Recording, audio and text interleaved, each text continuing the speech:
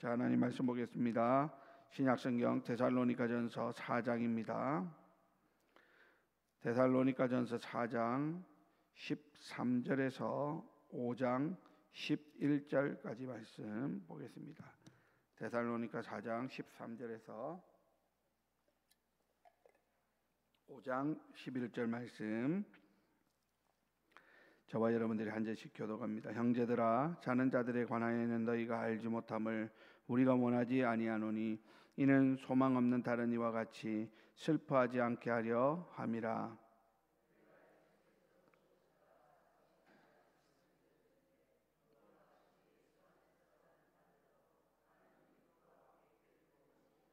우리가 주의 말씀으로 너희에게 이것을 말하노니 주께서 강림하실 때까지 우리 살아남아 있는 자도 자는 자보다 결코 앞서지 못하리라.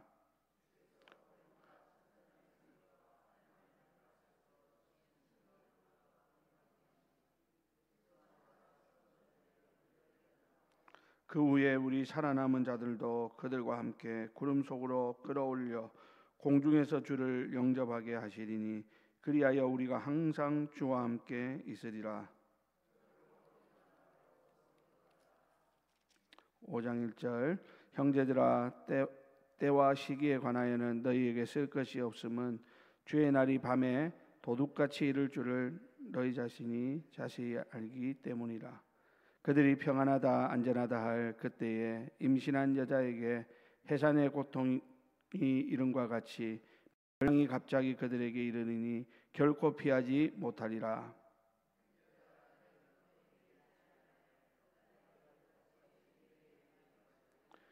너희는 다 빛의 아들이요 낮의 아들이라. 우리가 밤이나 어둠에 속하지 아니하나니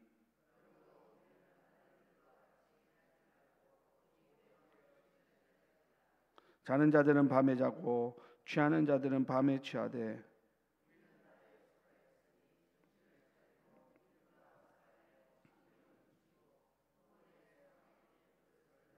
하나님이 우리를 세우심은 노하심에 이르게 하심이 아니요 오직 우리 주 예수 그리스도로 말미암아 구원을 받게 하심이라.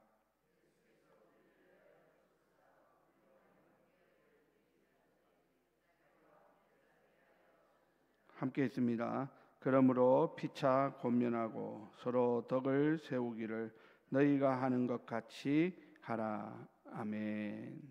자, 오늘 말씀은 믿는 자의 소망이라는 제목입니다.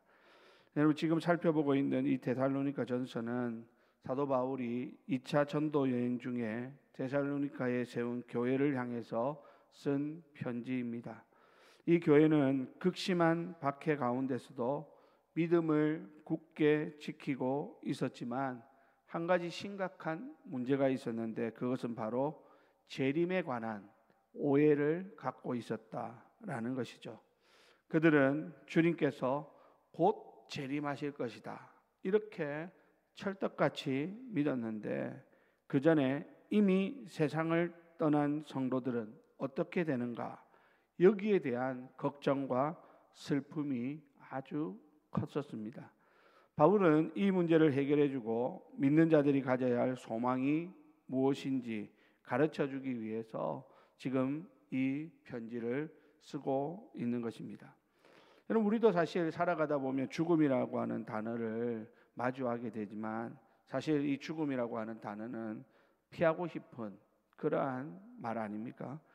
그러나 죽음은 모든 인간에게 다 때는 다르지만 모든 사람들에게 공평하게 찾아오는 엄연한 현실인 것은 우리가 너무나 잘 압니다.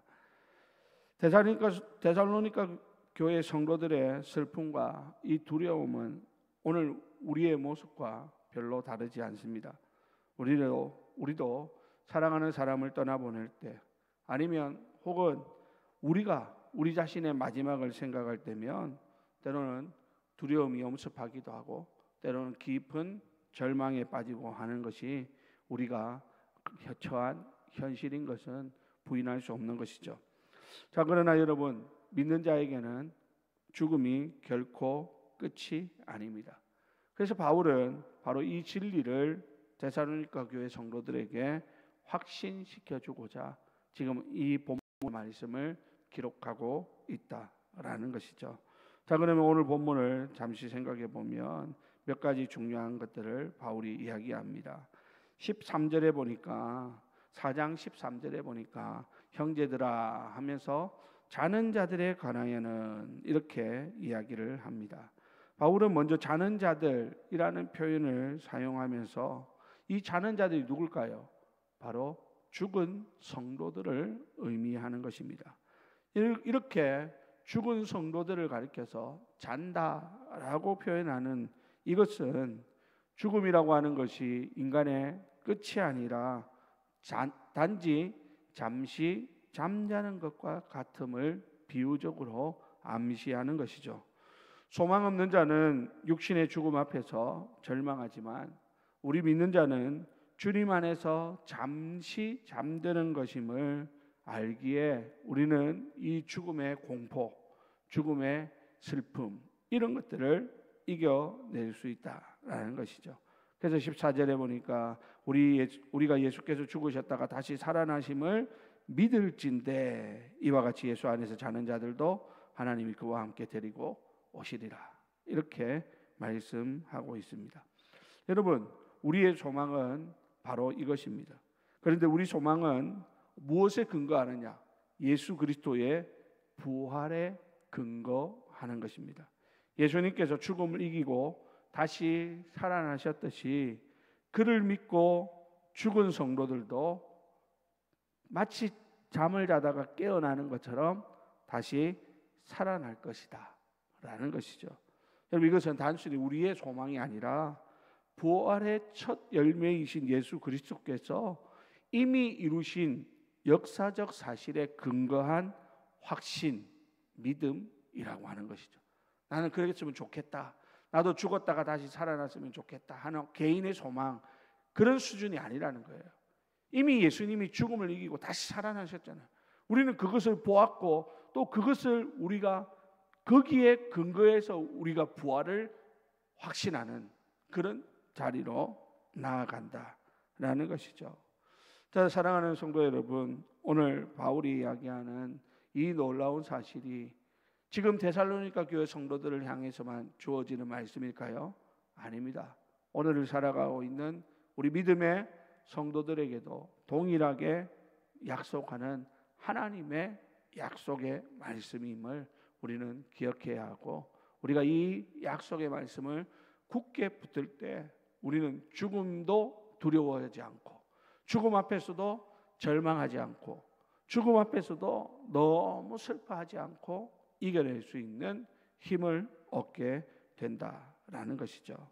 자, 바울은 이어서 주님의 재림 시에 일어날 사건들을 구체적으로 설명하고 있습니다. 주님께서 호령과 천사장의 소리와 하나님의 나팔 소리와 함께 하늘로부터 강림하실 때 어떻게 된다고요? 그리스도 안에서 죽은 자들이 먼저 일어나고 그 후에 살아남은 우리가 공중에서 주를 영접하게 될 것이다 라고 분명하게 말씀합니다. 이 모든 과정은 단 한순간에 이루어지는 놀라운 사건입니다. 사랑하는 우리 성도 여러분, 우리가 먼저 떠나보낸 믿음의 가족들을 생각할 때 그분들은 지금 어떻게 되어 있을까요? 주님 안에서 안식하고 있습니다. 그리고 주님 다시 오시는 그날 가장 먼저 영광스러운 몸으로 부활하게 될 것입니다. 여러분, 이것이 바로 우리가 슬퍼하되 소망 없는 자들처럼 슬퍼하지 않는 이유의 근거라고 할 수 있는 것이죠. 자, 그러면 주님이 재림하실 때 일어날 사건이 이런데, 그러면 주님이 재림하실 때는 언제냐는 거예요. 그죠? 그럼 주님이 언제 재림하십니까?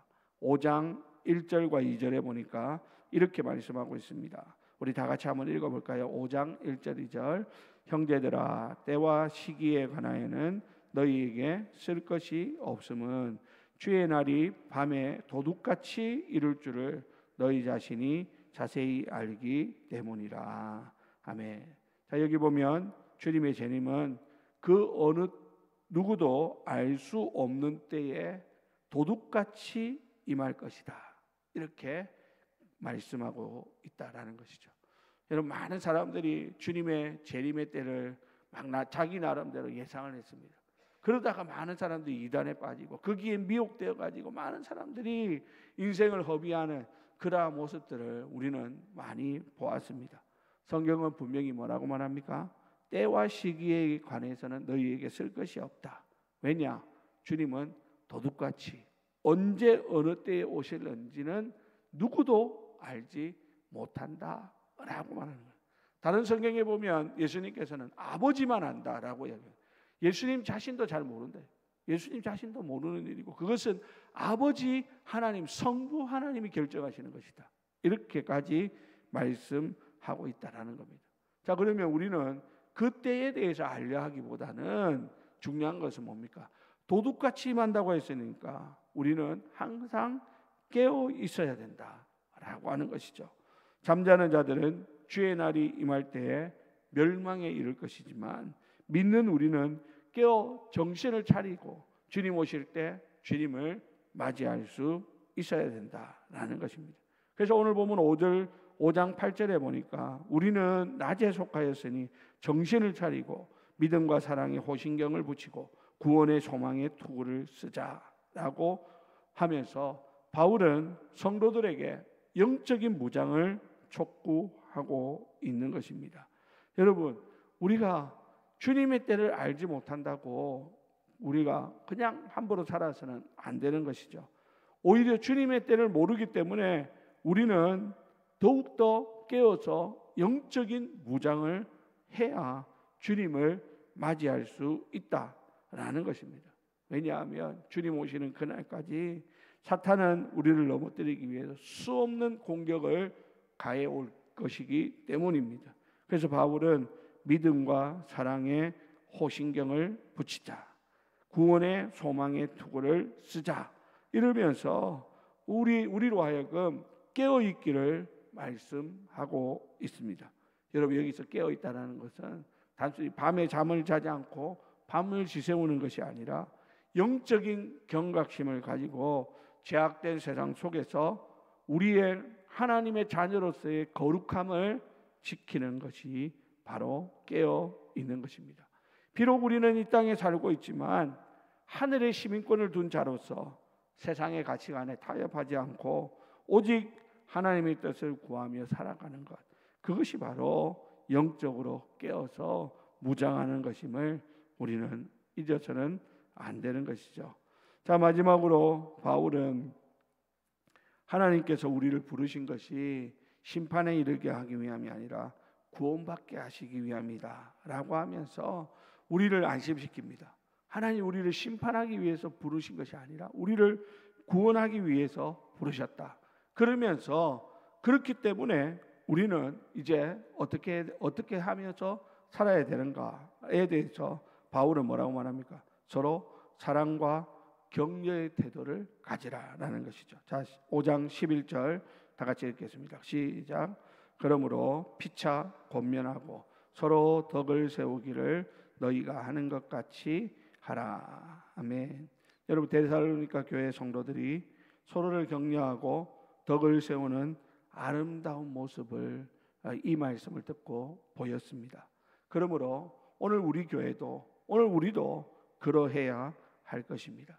주님의 재림이 가까울수록 세상은 더욱 혼란스러워집니다. 이때 많은 일들이 일어납니다.